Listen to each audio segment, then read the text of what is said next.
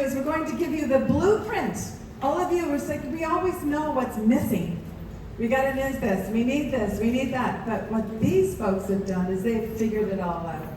So we've got these 3 rockers, rockin' EV, and what we're gonna talk about are the effects of this amazing new thing. So this is future blueprint for electrifying our fleets.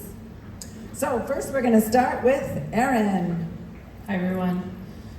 I'm really excited about talking about this future state that Pam is describing. So in this future reality, all of fleets are electric, especially shared fleets, which is really what we're here to talk about today.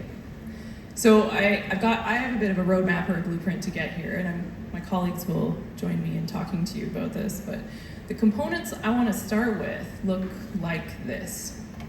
In this new reality, regulators have recognized the fact that shared mobility is responsible for significant reductions in GHG emissions. Woohoo! So, woohoo! They see it. With that recognition comes with better increased vehicle purchase incentives. And so what that means is if you're a fleet of 10 cars, or maybe you're 5,000 cars, you've got support from the provincial and federal governments in order to get there. And then, this might be my favorite part, the OEMs. The OEMs have come together and they have realized that North America deserves a compact EV. It deserves something small. Yes.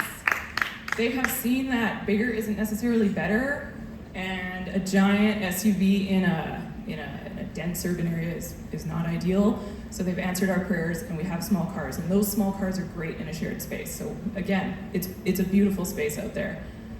But we can't get away without talking about the infrastructure. This is going to be a big component of what we need to design.